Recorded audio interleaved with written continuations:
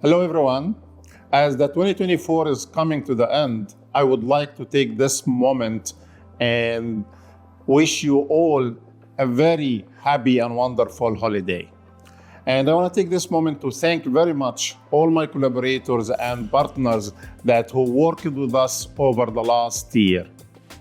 A very special thanks to my collaborators highlighted by Brown & Caldwell, USP Technologies, Toronto Water, City of Calgary, Metro Vancouver, Municipality of Middlesex Centre, Dynamita North America, Cobalt Water, GHGSat, and many others.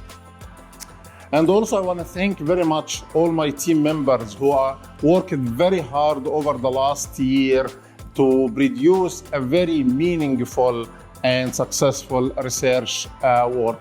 They worked very hard, very enthusiastic, and well-motivated people. So 2024 year was a very special year for us. We worked for a very new research projects. I would say it's first of its kind research to be done in North America. And on the other side, we worked on the social media and outreach activity. This is something very unique. It's not a common thing that is the research team can focus on that, but we see a potential for that to help us to educate the community. So I just want to highlight those couple of projects that we worked on them on the 2024. The first project that is, we call it first of its kind, it's about the greenhouse gas emission from water resource recovery facilities. And I can't go without saying thank you very much to our sponsor and funder, NSERC. So that project was funded by NSERC Alliance Emission. In this project, our target was to monitor and model the greenhouse gas emission from the WRRF. And we focused in our project on the both methane emission and nitrous oxide emission. However, we have another unique thing.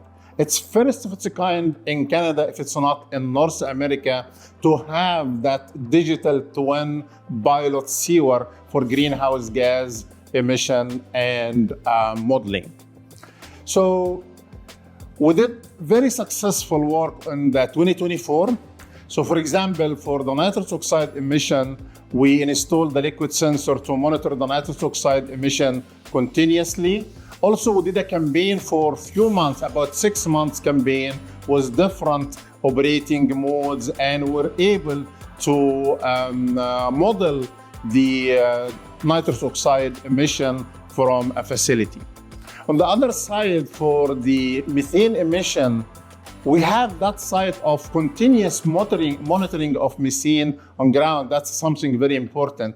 And that's why we installed a ground sensors to monitor the methane emission continuously. And we did also a campaign monitoring and detecting the methane using the drone and OGI camera, and trying to link all the data from the 3 different monitoring and measuring tools. What was really interesting for us that we were able to use the satellite images to detect the methane emission from those sites. And that was something very, very challenging at the beginning. But however, we were able to find something like that with the collaboration of GHGSat. Going forward, we are planning to move to another sites by means that we're gonna move to both Alberta province and British Columbia to further investigate the methane emission from 2 different sites. With the learning that we gained over the last year and the experience that our team has built, that we will try to produce something very meaningful to the society and be able to monitor and model the greenhouse gas emissions from different sites. Now I'm coming to my favorite part, the social media activities. I'm a big fan of the social media, and we as a team, we believe the importance of the social media and outreach activity in educating people. It's not only just sharing the knowledge or sharing the information, but also bring the public to be part of the solution. So when we share that knowledge with them, when we educate them, they become part of that challenge that we are facing nowadays with climate change, and help us on reducing the emission in general by different means. We did a lot of activities on the social media, starting with launching our YouTube channel series, and that series of YouTube videos dedicated to educate the public sector about the greenhouse gas emission as a first phase, and we're going to move forward with another topics as well. We also shared on the Instagram a series of Did You Know? And that is give some information about the greenhouse gas emission. However, the big surprise was the TikTok. When we're discussing with the team and I said, we want to have some TikTok interviews, I laughed and I didn't see the potential of that, but I said, yes, for sure, let's try it.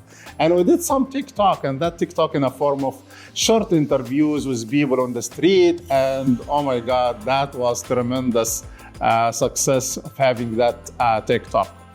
And coming to one of my old dreams of having my own podcast, we launched my podcast, Step T with El Sayed. And for that Step T with El Sayed, we're gonna go through different series and phases. The first series was interviewing professors from different environmental engineering background, sharing with us their research activities, their experience, how was their life during their graduate studies, and also shared some advice with the young water professionals. And coming forward to the 2025, we are going to have the same enthusiasm and activities and continuing working on the greenhouse gas emission from different sectors. And I'm so excited about the 2025, and please stay tuned to listen and to get to learn more about what we are doing. And I really can't wait to share with you our activities in 2025. Thank you so much, everyone that is following us on the social media, supporting us by any means, and wish you all a very happy new year.